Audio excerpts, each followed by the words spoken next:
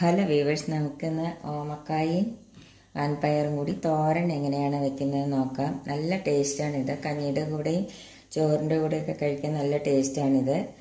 അപ്പോൾ അതിന് വേണ്ടിയിട്ടുള്ള ഇൻഗ്രീഡിയൻസ് എന്തെല്ലാം കാണിച്ചത്, ഞാൻ ഒരു വാൻപയർ ഒരു രണ്ട് മൂന്ന് കൈപ്പിടി വാൻപയർ ഇങ്ങനെ കുക്കറിലിട്ടിട്ട് വേവിച്ചെടുത്ത് വെച്ചതാണിത്. ഇത് അധികം വേവാൻ പാടില്ല കേട്ടോ. ആദ്യം ഒരു പാകത്തിനൊരു വേവേ പാടില്ല, അല്ലാതെ ഇതാവാൻ പാടില്ല. പിന്നെ ഒരു ഓമക്കായുടെ ചെറിയൊരു കഷ്ണം എടുത്തിട്ടുണ്ട്, ഒരു ഓമക്കായുടെ പകുതി എടുത്തിട്ടുണ്ട്. അധികം മൂക്കാത്ത, അതായത് ഉള്ളിലിങ്ങനെ കറുത്ത കുരു വേണ്ട, അങ്ങനത്തെ വല്ലാതെ മൂത്ത ഓമക്കായ പറ്റില്ല. ഇതേമാതിരത്തെ ഓമക്കായാണ്, ഒരു ഇളയ ഓമക്കായാണ് നല്ലത്. പിന്നെ അതിലേക്ക് വേണ്ടത് നാളികേരം, ഒരു 4-5 ടീസ്പൂണ് നാളികേരം എടുത്തിട്ടുണ്ട് ചതയ്ക്കാനായിട്ട്. പിന്നെ കരിവേപ്പിൻ്റെ ഇല, പിന്നെ ചെറിയ ഉള്ളി ഒരു 3-4 ഒരു 4-5 എണ്ണം എടുത്തിട്ടുണ്ട്. പിന്നെ 3 വറ്റൽമുളക് എടുത്തിട്ടുണ്ട്. വറ്റൽമുളക് അല്ല കേട്ടോ, പച്ചമുളക് എടുത്തിട്ടുണ്ട്. പിന്നെ വെളുത്തുള്ളി ഒരു 3 അല്ലി എടുത്തിട്ടുണ്ട്. പിന്നെ ജീരകം ഒരു 1/4 സ്പൂണ് എടുത്തിട്ടുണ്ട്. പിന്നെ കരിവേപ്പിൻ്റെ ഇല വേണം. പിന്നെ കടുക് വറുക്കാനായിട്ട് കടുക് വേണം, ഒരു 1/2 സ്പൂണ്. പിന്നെ വറ്റൽമുളക് വേണം. ഇത്ര സാധനം, ഇങ്ങനെ കുറച്ച് വെളിച്ചെണ്ണ വേണം. ഇത്ര സാധനമാണ് ഇത് ഉണ്ടാക്കാനായിട്ട് നമുക്ക് വേണ്ടത്. നല്ല ടേസ്റ്റാണ് കഞ്ഞിയുടെ കൂടെയൊക്കെ കഴിക്കാനായിട്ട്. അപ്പം ഇനി നമുക്കത് എങ്ങനെയാണ് ഉണ്ടാക്കുന്നത് നോക്കാം. ആദ്യം നമുക്ക് ഈ ഓമക്കായ ഒന്ന് തൊലി കളഞ്ഞിട്ട് കഴുകിയെടുക്കണം. ഓമക്കായ തൊലി കളഞ്ഞിട്ട് കഴുകിയിട്ട് വേണം നമുക്ക് നുറുക്കിയെടുക്കാനായിട്ട്. ഞാനാ തൊലി കളഞ്ഞെടുക്കട്ടെ. അപ്പോൾ ഓമക്കായ തൊലിയെല്ലാം കളഞ്ഞിട്ട് കഴുകിയെടുത്താണിത്. ഇതെങ്ങനെയാണ് നുറുക്കുകയെന്ന് ഞാൻ കാണിച്ചു തരാം.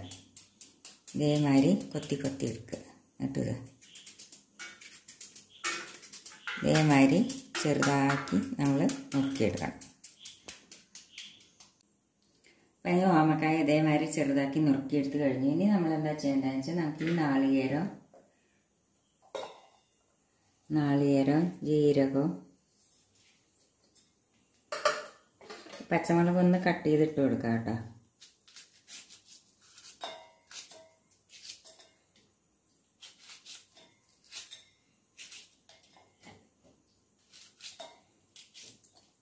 ചെറിയ ഉള്ളി ഒന്ന് ഇങ്ങനെ 2 കഷ്ണാക്കി ഇട്ട് കൊടുക്കാം. ഇതൊന്ന് നമുക്ക് ചതച്ചെടുക്കാം. അപ്പം നാളികേരം, പച്ചമുളകും ജീരകവും വെളുത്തുള്ളിയും കരിവേപ്പിൻ്റെ ഇല കൊണ്ട് ചതച്ചെടുത്താണ് ഇട്ടത്. ഇനി നമുക്കത് എങ്ങനെയാണ് ഉണ്ടാക്കുന്നത് നോക്കാം. ഒരു ചീനച്ചട്ടി എടുത്ത് വെച്ചു. അതിലേക്ക് വെളിച്ചെണ്ണ ഒഴിച്ചു കൊടുക്കാം. അതിലേക്ക് നമുക്ക് കടുകും വറ്റൽമുളകും ഇട്ട് കൊടുക്കാം. ഒന്ന് പൊട്ടട്ടെ. കടുക് പൊട്ടിക്കഴിഞ്ഞ് അതിലേക്ക് നമുക്ക് കരിവേപ്പിൻ്റെ ഇല ഇട്ട് കൊടുക്കാം.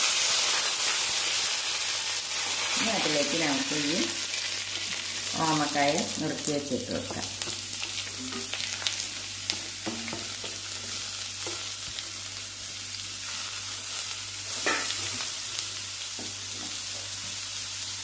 ഇതിലേക്ക് നമുക്ക് കുറച്ച് ഉപ്പിട്ട് വെക്കാം. ഇൻഗ്രീഡിയൻസ് പറയുമ്പോൾ ഞാൻ ഉപ്പ് പറയാൻ മറന്നു പോയി കേട്ടോ.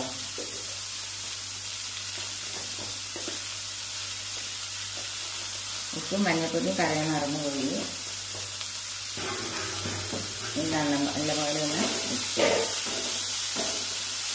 ഇതിൻ്റെ സെൻറ്ററിലേക്ക് നമുക്ക് നാളികേരം ചതച്ചിട്ടില്ലേ അതിട്ട് കൊടുക്കാം.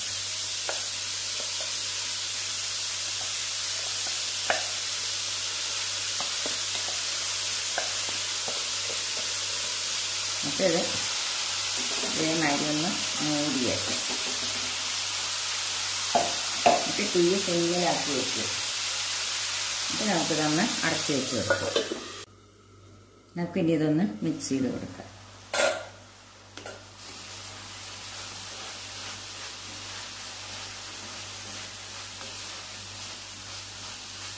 ഇനി ഇതിലേക്ക് നമുക്ക് ഈ പയറിട്ട് കൊടുക്കാം. ഇതൊന്നും കൂടി ഒന്ന് മിക്സ് ചെയ്യും. എന്നിട്ടിത് നമുക്കൊന്നും കൂടി ഒന്ന് അടച്ചു വയ്ക്കാം. തീ സിമ്മിലാക്കിയിട്ടാണ് കേട്ടോ വെച്ചിരിക്കുന്നത്. അപ്പം നമ്മുടെ തോരൻ റെഡിയായി. നമുക്കതിൽ ഉപ്പുണ്ടോ എന്ന് നോക്കി വെക്കാം. ഉപ്പൊക്കെ ശരിയാണ്. നമുക്ക് ഇതിൻ്റെ മേലെ കുറച്ച് വെളിച്ചെണ്ണ ഒഴിച്ച് കൊടുക്കാം. നല്ല ടേസ്റ്റുള്ള നല്ല തോരനാണ് കേട്ടത്. അപ്പം എല്ലാവരും ഒന്ന് ട്രൈ ചെയ്ത് നോക്കണം.